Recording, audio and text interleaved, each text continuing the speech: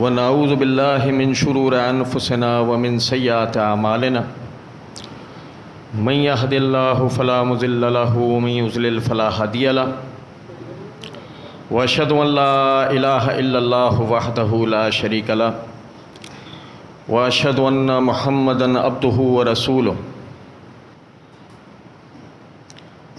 اما بعد فإن خیر الحدیث کتاب اللہ وخیر الہدی ہدی محمد صلی اللہ علیہ وسلم وشر الامور محدثاتها وکل محدثۃ بدعۃ وکل بدعۃ ضلالہ وکل ضلالۃ فی النار۔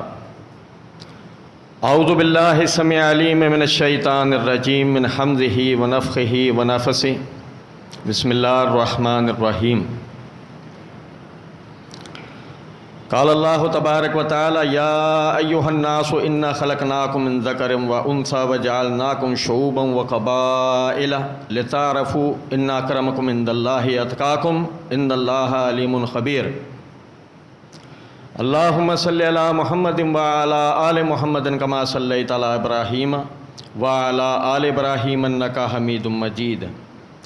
اللہم بارک علی محمد وعلی آل محمد کما بارکت علی ابراہیم وعلی آل ابراہیم انک حمید مجید۔ رب اشرح لی صدری ویسر لی امری واحلل عقدۃ من لسانی یفقہوا قولی رب زدنی علما۔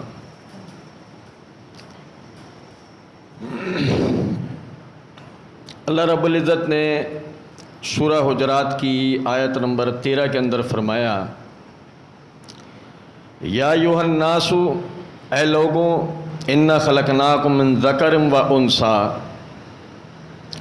ہم نے تمہیں بحیثیت مرد اور عورت کے تخلیق کیا ہے، وجعلناکم شعوبا و قبائل، اور تمہاری رنگ اور روپ کے اعتبار سے، زبان، محل وقوع کے اعتبار سے تمہارے قومیں قبیلے بنائے ہیں، لتعارفوا، تاکہ تمہاری پہچان ہو سکتی ہو۔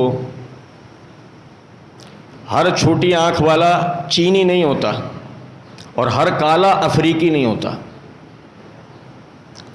تو یہ شناخت ہو سکتی ہو کہ کون سی چھوٹی آنکھ والا چینی ہے، جاپانی ہے، تائیوانی ہے، اور کون سا کالا افریقی ہے، سوڈانی ہے، مصری ہے۔ لتعارفوا، کہ تاکہ تمہاری پہچان ہو سکتی ہو۔ ان اکرمکم عند اللہ اتقاکم، اصل تو عزت اس کی ہے جس کی اللہ کے ہاں ہو، اور اللہ کے ہاں عزت اس کے لیے ہے جو اللہ سے سب سے زیادہ ڈرنے والا۔ ان اللہ علیم خبیر، بے شک اللہ سب کچھ جاننے والا اور سب باتوں سے باخبر ہے۔ میرے بھائیوں، اس بات کو سمجھیں، اللہ رب العزت نے انسان کو اسی حیثیت سے تخلیق کیا ہے کہ وہ مرد یا عورت پہچانا جاتا ہے، پھر مرد اور عورت ہونے کے اعتبار سے ان میں 4 شرعی رشتے قائم ہوتے ہیں، جن میں سب سے پہلا جو رشتہ ہے وہ شوہر اور بیوی کا ہے۔ اس کے نتیجے میں اللہ رب العزت اپنے بندوں کی آبیاری کرتا ہے، افزائش کرتا ہے، جیسے کہ دوسرے مقام پہ فرمایا وما خلقت الجن والانس الا لیعبدون، ہم نے جنات اور انسانوں کو اپنی عبادت کے لیے تخلیق کیا۔ اب ظاہر ہے کہ یہی انسانیت کی تخلیق کا اصل مقصد تھا۔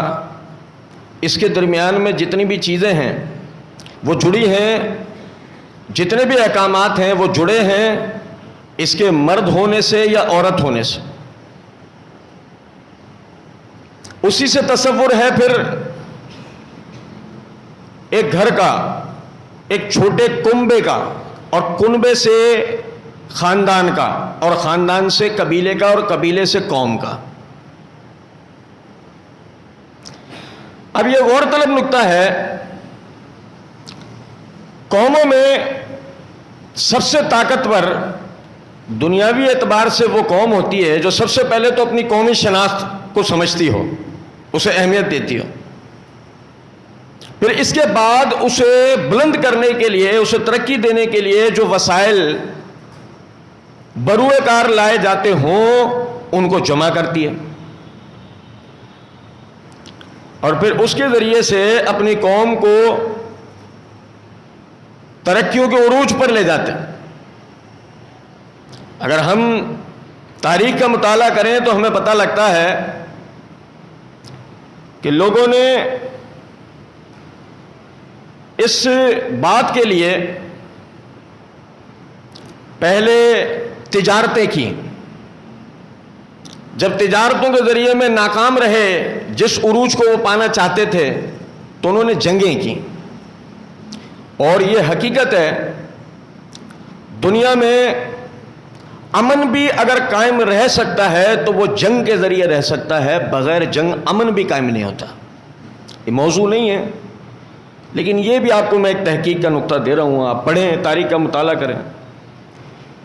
امن بھی اس وقت تک قائم نہیں ہو سکتا جب تک جنگ نہ ہو، اور جنگ نہ ہونے کے نتیجے، یعنی جنگ ہونے کے نتیجے میں ایک ایسا فاتح ہے، ایک ایسا حکمران ہمارے اوپر آئے جو قوموں کے درمیان سے تمام قسم کے اختلافات کو ختم کرے، ساری قوموں کو ایک جھنڈے تلے لے کر آئے، ہر قسم کے رنگ و نسل کے فرق کو ختم کرے، ہر قسم کے مذاہب کے فرق کو ختم کرے، ہر قسم کے اونچ نیچ کے فرق کو ختم کرے، تو اس صورت میں امن و امان ہو سکتا ہے، ورنہ سوال ہی نہیں پیدا ہوتا۔ جس کے ہاتھ میں لاٹھی آئے گی وہ دوسروں کو اس لاٹھی سے ہانکے گا۔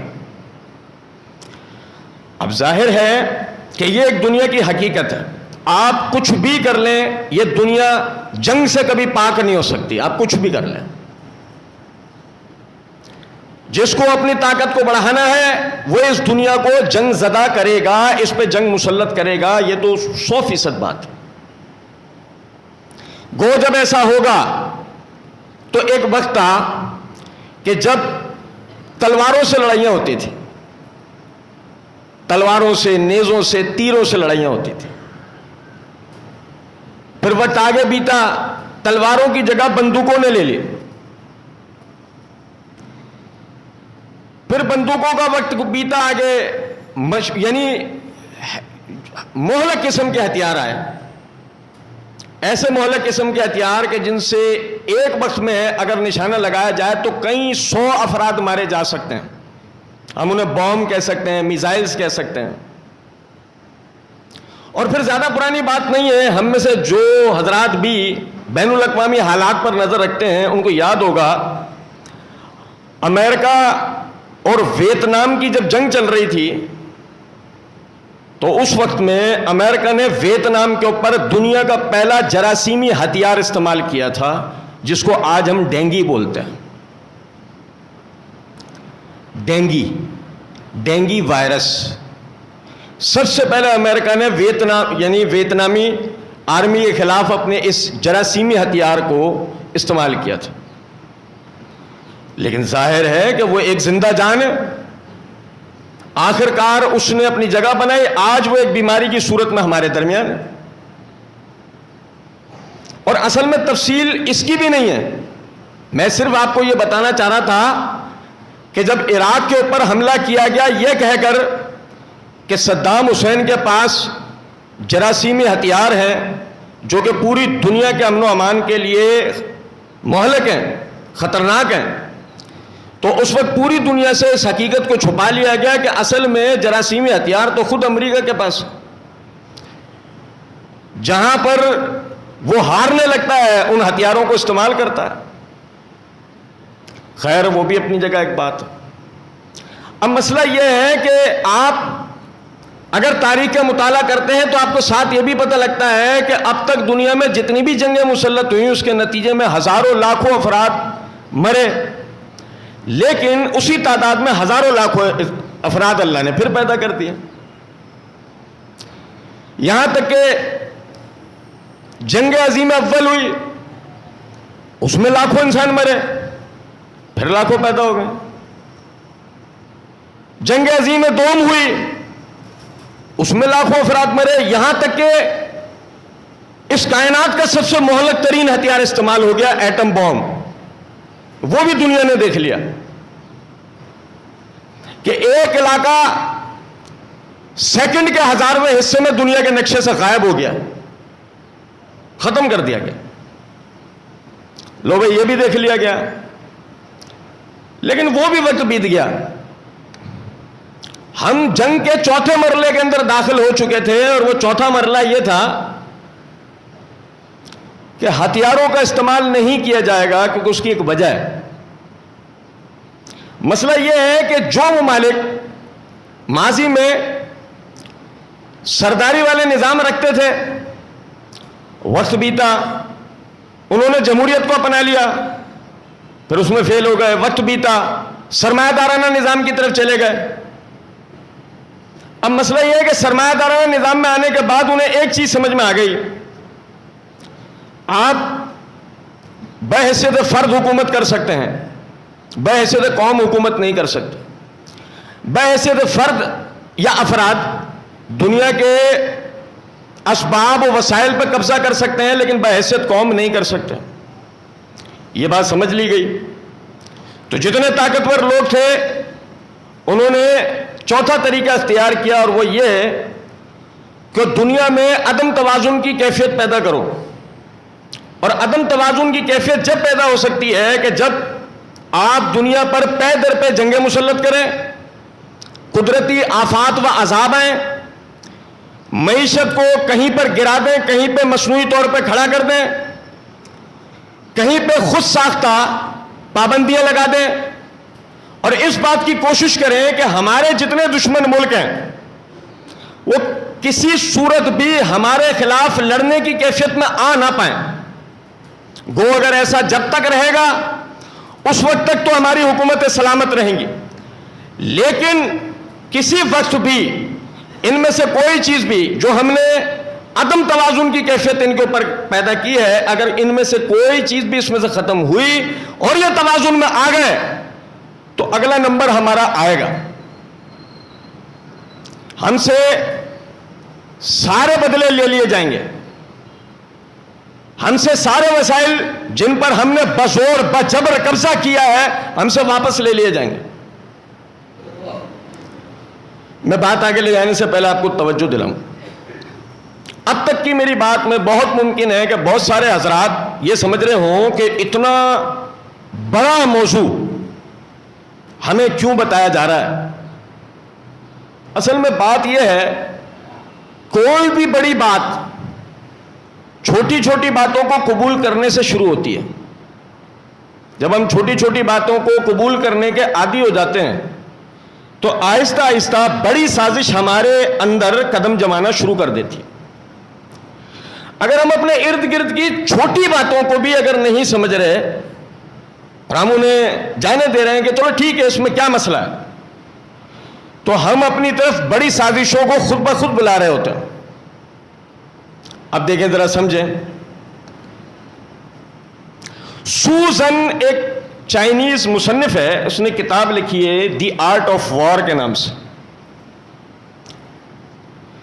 اس میں اس نے ایک جگہ پر لکھا ہے کہ بے شک مہلک ترین ہتھیار جو ہیں وہ جنگ جیتنے کا سبب ہوتے ہیں، لیکن دنیاوی جنگوں میں تحقیق کرنے والے کو یہ بات پتہ لگتی ہے کہ اب تک جو قوم بھی آخر کار جنگ جیت پائی ہے اس کے پاس اگر عام کوئی طاقت تھی تو وہ تھی افرادی قوت.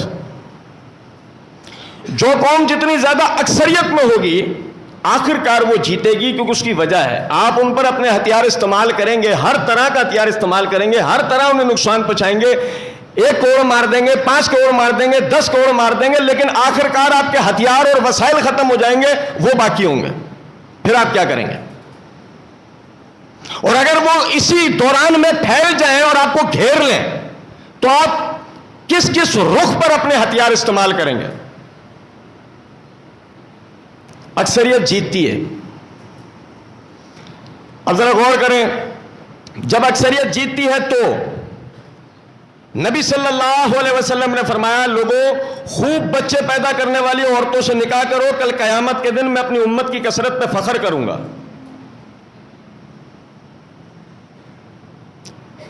پہلی مرتبہ میں جب یہ حدیث ہم سنتے ہیں تو بڑا آج کے ہمارے اس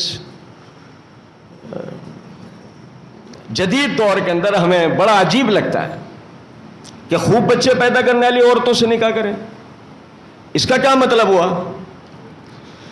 اگر اس کا ایک عام سا معنی نکالا جائے تو وہ یہ ہے کہ نبی صلی اللہ علیہ وسلم ہمیں توجہ دلا رہے ہیں کہ 2 بچے اچھے نہیں ہوتے ہیں، 2 ہی بچے اچھے نہیں ہوتے ہیں، کیونکہ خدا نہ خواستہ 2 بچوں میں سے 2 بیٹیاں ہو جائیں تو ملت میں 1 فرد کے حصے کے برابر ہوں گے. 2 بیٹے ہوں اور عمر کے 1 حصے میں 1 آدھ مر جائے تو ملت کے لیے 1 ہی بچہ ہم دے پائیں گے. لیکن اگر 10 بچے ہو تو 5 تو ایسے ہی دیں گے، لے جاؤ، میرے کس کام کے، میرے لیے تو 5 بہت ہیں. اب میری بات سمجھ رہے ہیں یا نہیں؟ خوب بچے پیدا کرنے والی عورتوں سے نکاح کرو، کل قیامت کے دن میں اپنی امت کی کثرت پہ فخر کروں گا. اب آپ سمجھیں ذرا اس بات کو. یہی وجہ تھی، ہم میں سے کوئی بھی مجال انکار نہیں کر سکتا کہ صحابہ اکرام رضوان اللہ علیہ مجمعین میں سے شاید ہی کسی صحابی کی 1 بیوی ہو. میں یہ نہیں کہہ رہا آپ دوسری شادی کر لیں، میں صرف یہ کہہ رہا ہوں، بات کو سمجھے گا جو بتانا چاہ رہا ہوں. اچھا جی، یہ تھا پہلا دور، ہمارے اسلاف نے اس کے اوپر عمل کیا. ہمیں ان کے حسب و نسب خاندانی ملتے ہیں، خاندانی قبیلوں میں ملتے ہیں. کیا مطلب ہے؟ مثال کے طور پہ انس بن مالک رضی اللہ تعالیٰ عنہ کا اپنا ذاتی قبیلہ تھا، 12 بچے، 15 بچے، پھر ان کی اولادیں، پھر اولادوں کی اولادیں، یہاں تک کہ ان کے اپنے ذاتی ان کی اولادوں کا پورا قبیلہ بن چکا تھا. عمر رضی اللہ تعالیٰ عنہ کا اپنا قبیلہ تھا،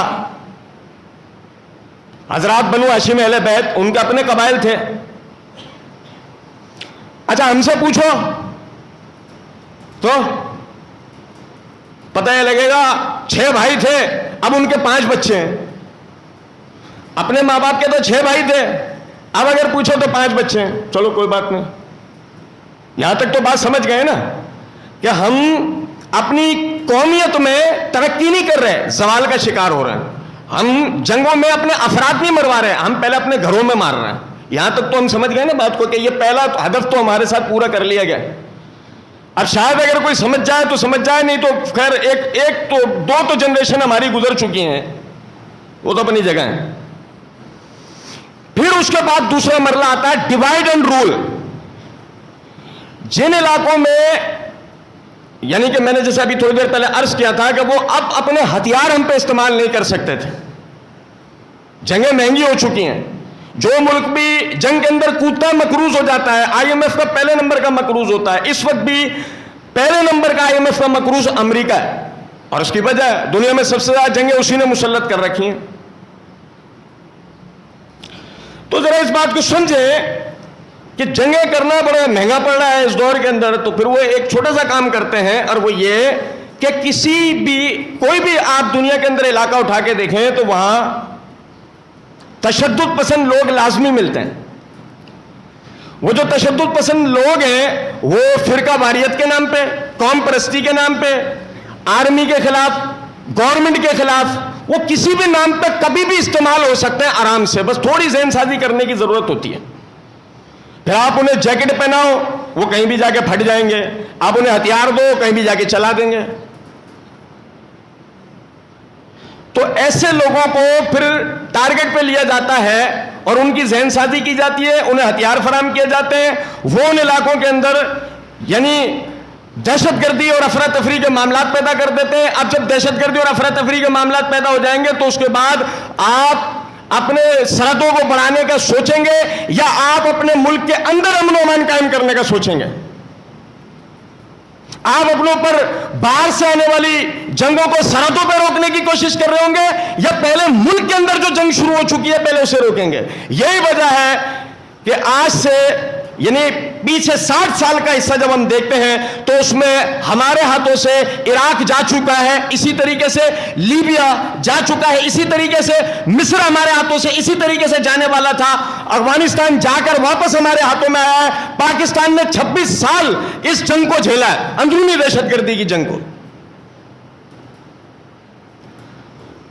یہ تھا دوسرا مرحلہ. تو اس میں مر جائیں گے. پھر گلوبل وارمنگ ہوگی. جب گلوبل وارمنگ ہوگی، حالات تبدیل ہوں گے، سیلاب آئیں گے، زلزلے آئیں گے، اس میں لوگ مریں گے. اور یہی نہیں کہ اس میں لوگ مریں گے، بلکہ اس میں آپ کا انفراسٹرکچر بھی تباہ ہوگا، معیشت بھی نیچے آئے گی، آپ کے معاملات دگرگوں ہو چکے ہوں گے. یہ بھی ہو گیا. اب ایک چوتھا مرلہ ہے تو ابھی بھی ایک اور مرلہ ہے، میں جان بوجھ کر اس کا ذکر نہیں کر رہا ہوں، لیکن چلیں ایک چوتھا مرلہ ہے. چوتھا مرلہ یہ ہے، دیکھیں مسئلہ یہ ہے، عورتیں جو نا، عورتیں پہلے نمبر پر بہادر ہوتی ہیں، اور اللہ نے مردوں سے زیادہ عورتوں کو بہادر پیدا کیا ہے، جس کی سب سے بڑی دلیل یہ ہے کہ عورت 9 مہینے اپنے بچوں کو پیٹ میں رکھنے کی تکلیف جھیل کے اس کو جننے کی تکلیف تک اٹھاتی ہے، اور پھر اس کو دودھ پلاتی ہے، پالتی پوستی ہے، بڑا کرتی ہے، اس بیچ آنے والی ہر تکلیف کو سینہ سپر ہو کر برداشت کرتی ہے. اور اس بیچ میں بیماریاں جھیلے گی، اس بیچ میں غریبیاں جھیلے گی، اس بیچ میں سب کچھ کرے گی، مگر اپنے بچے کو آنچ بھی آنے دیتی نہیں. عورت حقیقتاً بہادر پیدا کی گئی، مرد سے کئی گنا زیادہ عورت کو بہادر بنایا اللہ نے. اس کی ایک اور بھی وجہ ہے، سمجھیں. جب غزوہ بدر ہونے لگا، ابھی تیاری ہو رہی ہے غزوہ بدر کی، نکلنے والے ہیں 311 افراد. کتنے؟ 311 افراد. سامنے سے افرا بنت معوذ آ رہی ہیں، ان کے ساتھ ان کے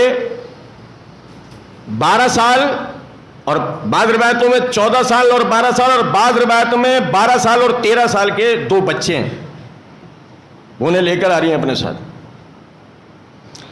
اللہ کے نبی صلی اللہ علیہ وسلم کی خدمت میں حاضر ہوئی، عرض کیا اللہ کے رسول انہیں بھی اپنے ساتھ لے کر جائیں. ایک کی عمر ہے 12 سال، ایک کی عمر ہے 13 سال.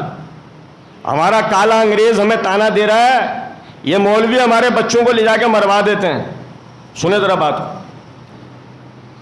ایک کی عمر ہے 12 سال، ایک کی عمر ہے 13 سال. وہ لے کر آتی ہیں، کہتے ہیں اللہ کے رسول انہیں بھی اپنے ساتھ جہاد پر لے کر جائیں. نبی صلی اللہ علیہ وسلم نے بڑے بچے کے گال پر شفقت سے ہاتھ رکھا اور کہا یہ تو بھی چھوٹے ہیں، یہ بھی چھوٹے ہیں، کم سن ہیں.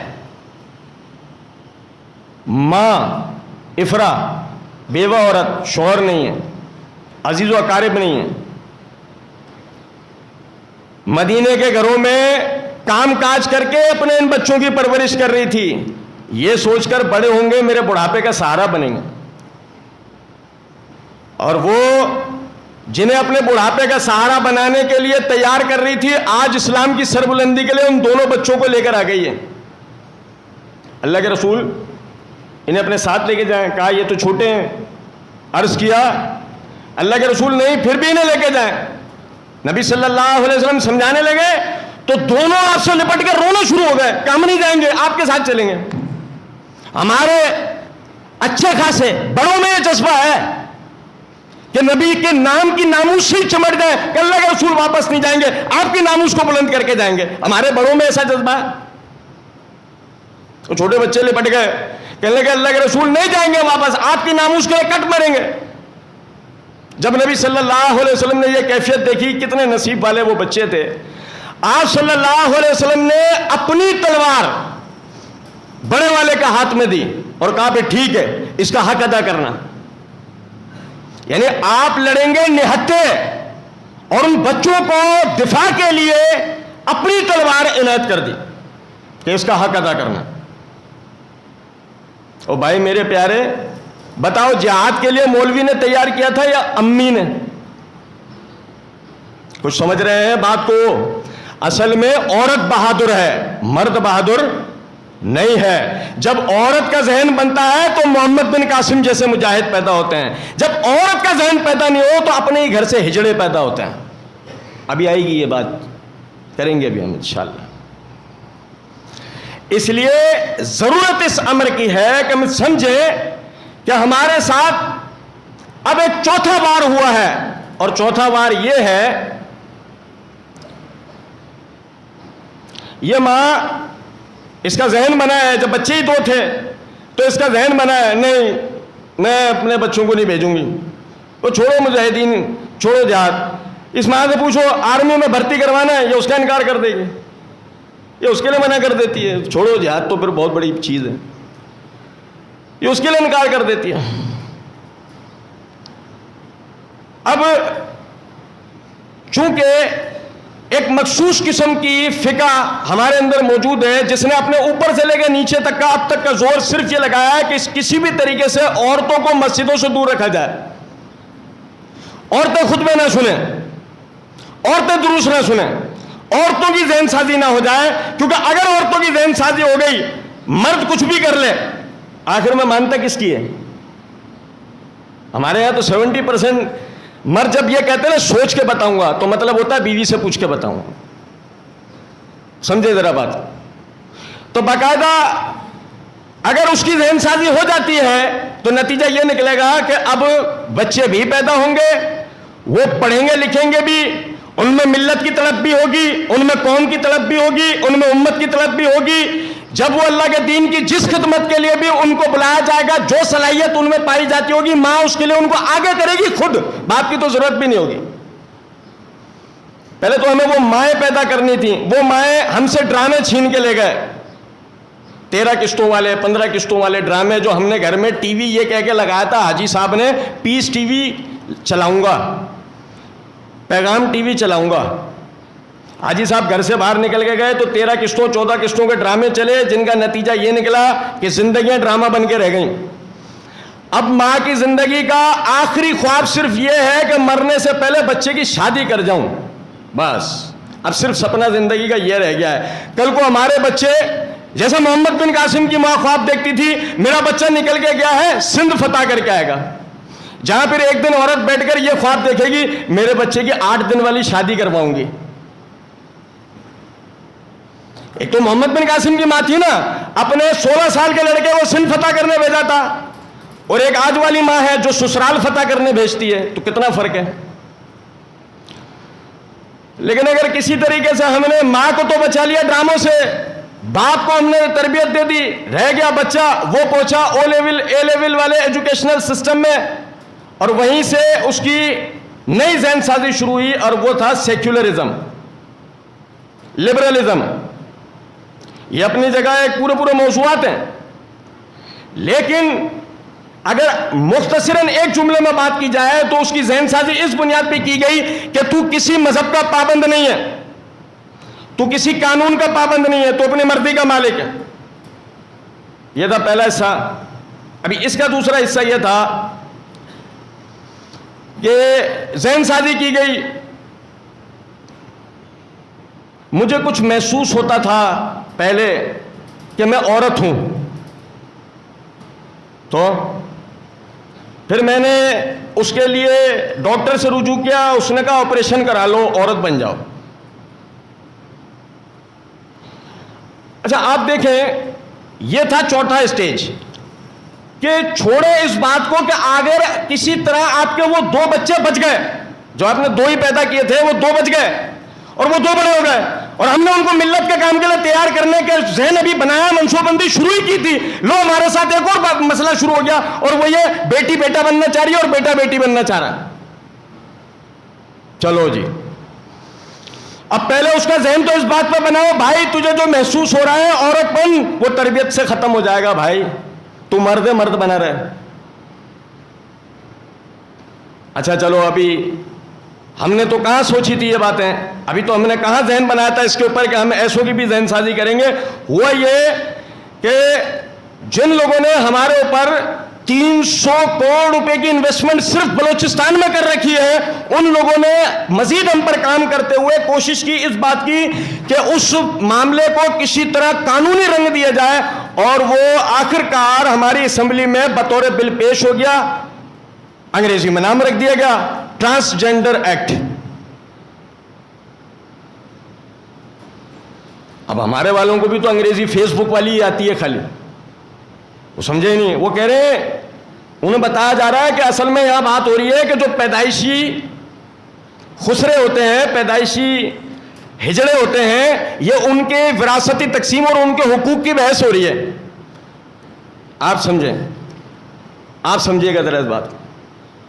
ماشاءاللہ یہ لالی پاپ اس قوم کو دیا جا رہا ہے جس قوم میں آج تک جہیز دی ہوئی بیٹی کا وراثت میں حصہ ہوگا کہ نہیں اس پہ بحث چل رہی ہے. جس قوم میں آج تک یہ فیصلہ نہیں ہو پایا کہ جہیز دینا ہے یا وراثتی حصہ دینا ہے, اس قوم کے اندر بات یہ چل رہی ہے کہ جو پیدائشی ہجڑے ہیں یا خسرے ہیں کہ جو وہ ان کو وراثت میں حصہ ملنا چاہیے اور وہ ان کو آزادی والے حقوق ملنے چاہیے. جیسے پتہ نہیں پاکستانی دنیا میں وہ قوم ہے جو مشہور ہے ہجڑوں پہ ظلم کرنے پر.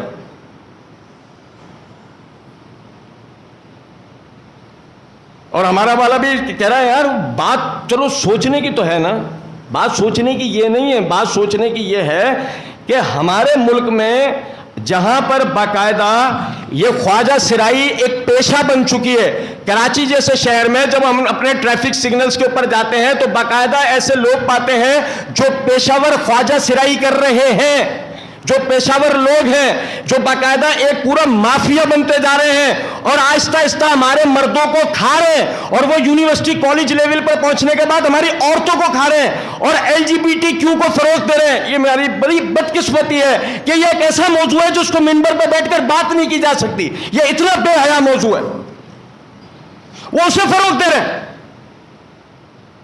ہم خواب خرگوش کے مزے لوٹ رہے ہیں. اور میرے بھائیوں اس بات کو سمجھو, ہم جب قانون کی بات کرتے ہیں تو ہمارے آئین کی پہلی شک یہ ہے کہ اقتدار اعلیٰ اللہ کی طرف سے ہے. تو جب پہلا حاکم اللہ ہی ہے تو اس نے فیصلہ یہ کیا ہے, یا ایھا الناس انا خلقناکم من ذکر و انثی, اے لوگوں ہم نے تمہیں بحیثیت مرد یا بحیثیت عورت تخلیق کیا ہے. تخلیق میں تمہاری وہ چیز ودیت ہے, جو تخلیق میں ودیت ہے اسی پہ تمہاری تربیت ہوگی. مرد ہوگا تو مرد بنایا جائے گا, اس میں جو کمی ہوگی تربیت کر کے دور کی جائے گی. عورت ہوگی تو عورت بنائی جائے گی, اس میں جو کمی ہوگی وہ تربیت سے دور کی جائے گی. ہم اس کی وراثت کی بحثیں کر رہے ہیں, ہم اس کے حقوق کی بحثیں کر رہے ہیں. اصل حق تو یہ ہے نا اس کا, معاشرے میں اس کو مرد ہونے کے اعتبار سے برابر کی زندگی ملے اور عورت ہونے کے اعتبار سے برابر کی زندگی ملے. یہ ہم بحث کیوں کر رہے ہیں کہ اس کے جنس ہی تبدیل کروا دی جائے.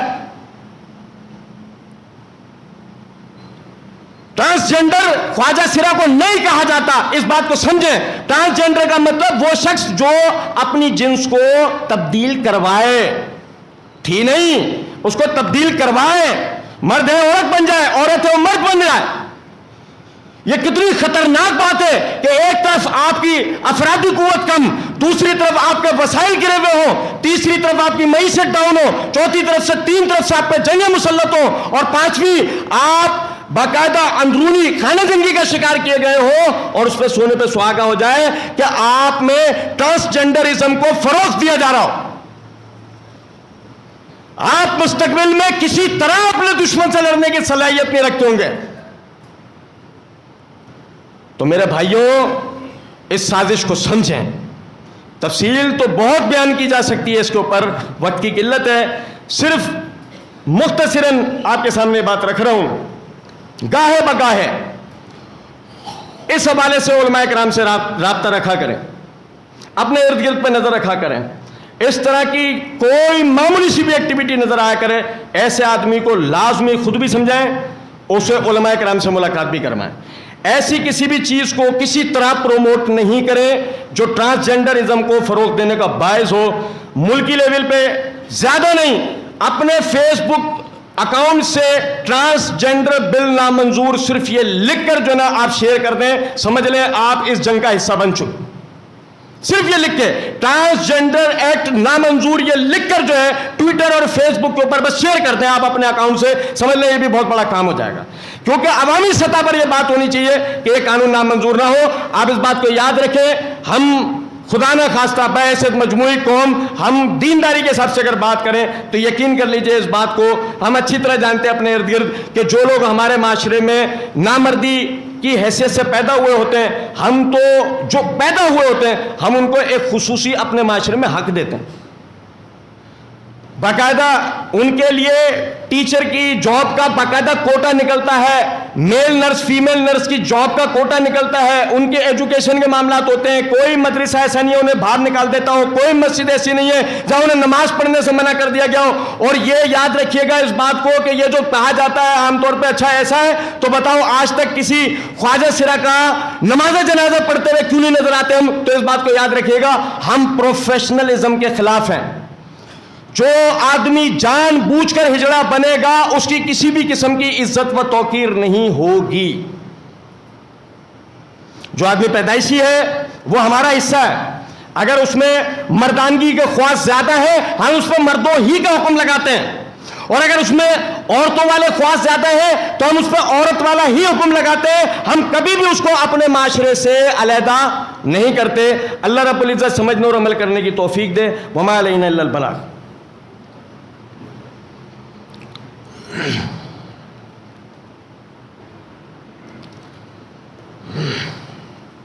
ان الحمد للہ نحمده ونستعینه ونستغفره ونؤمن به ونتوکل علیہ ونعوذ باللہ من شرور انفسنا ومن سیئات اعمالنا من يهد الله فلا مضل له ومن يضلل فلا هادي له واشهد ان لا اله الا الله وحده لا شريك له واشهد ان محمدا عبده ورسوله اما بعد فان خیر الحدیث کتاب اللہ وخیر الہدی ہدی محمد صلی اللہ علیہ وسلم وشر الامور محدثاتها وکل محدثۃ بدعۃ وکل بدعۃ ضلالہ وکل ضلالۃ فی النار۔ اعوذ باللہ السمیع العلیم من الشیطان الرجیم من حمزہ ونفخہ ونفثہ۔ بسم اللہ الرحمن الرحیم۔ اللہم صلی علی محمد وعلی آل محمد کما صلیت علی ابراہیم وعلی آل ابراہیم انک حمید مجید۔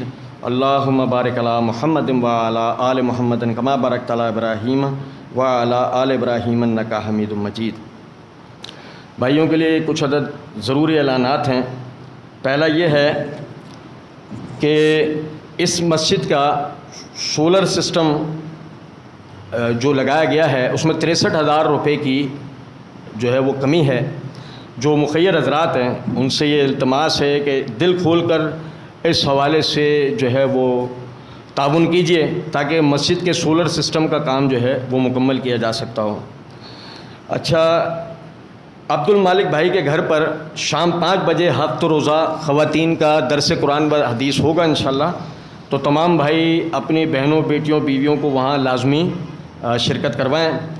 اسی طرح اعجاز بھائی کی اہلیہ کی طبیعت ٹھیک نہیں ہے، اور ان کے ہی ساتھ ساتھ تمام بیماروں کے لیے خصوصی طور پہ دعا کیا کیجیے۔ نبی صلی اللہ علیہ وسلم کی حدیث ہے کہ جب کوئی مسلمان بھائی اپنے مسلمان بھائی کے پیٹھ پیچھے اس کے لیے دعا کرتا ہے تو اللہ رب العزت اس کے اوپر ایک فرشتے کو مقرر کر دیتا ہے، جو اپنے بھائی کے لیے مانگ رہا ہو یہ فرشتہ اس کے لیے مانگ رہا ہوتا ہے۔ تو یہ بڑی برکت والی بات ہے۔ فرشتے اپنے رب سے کسی بھی چیز کی کسی بھی حاجت کا سوال نہیں کرتے، وہ اپنے مسلمان بھائی کی حاجت کے لیے سوال کر لیں تو سوچیں اس بات کو کہ اللہ رب العزت کبھی بھی ان کی حاجت کو یعنی ضائع نہیں جانے دے گا۔ تو اپنے بھائیوں کو خاص طور پہ بیماروں کو پریشان حالوں کو اپنی دعاؤں میں لازمی یاد رکھا کریں۔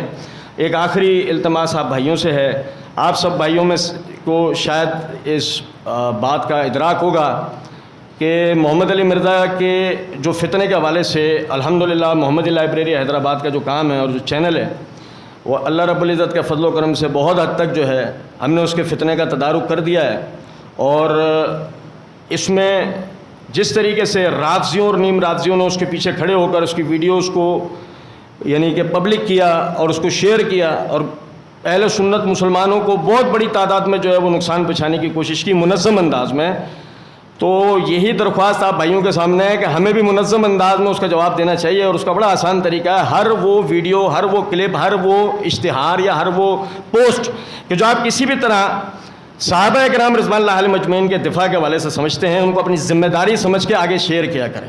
یہ بالکل ایسے ہے کہ اگر آپ کسی درس کے پروگرام میں اپنے ساتھ کسی بھائی کو لے کر جاتے ہیں، یا کسی درس کے پروگرام یا مسجد کے لیے مائک کا سسٹم لگواتے ہیں, اسپیکر کا سسٹم لگواتے ہیں کہ ہماری آواز زیادہ سے زیادہ لوگوں تک پہنچے. بالکل اسی طریقے سے سوشل میڈیا کی لڑائی ہے یہ لڑائی کہ آپ کی بات اور آپ کی آواز جو ہے وہ زیادہ سے زیادہ لوگوں تک پہنچنی چاہیے. تو ہم میں سے ہر بھائی کی یہ ذمہ داری ہے کہ اگر وہ سمجھتا ہے کہ صحابہ کرام رضوان اللہ علیہم اجمعین کے دفاع کے حوالے سے ہم جو اللہ رب العزت نے ہمیں توفیق دی ہم وہ کام کر رہے ہیں اور اس کا کوئی فائدہ ہو رہا ہے تو اس میں اپنا حصہ ڈالا کریں, اس کو معمولی نہ سمجھا کریں. ہر بھائی اپنے طور پر ویڈیوز کو آگے گروپس کے اندر, فیس بک پیجز اور گروپس کے اندر, واٹس ایپ گروپس کے اندر اس کو شیئر کیا کیجئے. اللہ رب العزت سب بھائیوں کو توفیق عطا فرمائے. وما علینا الا البلاغ.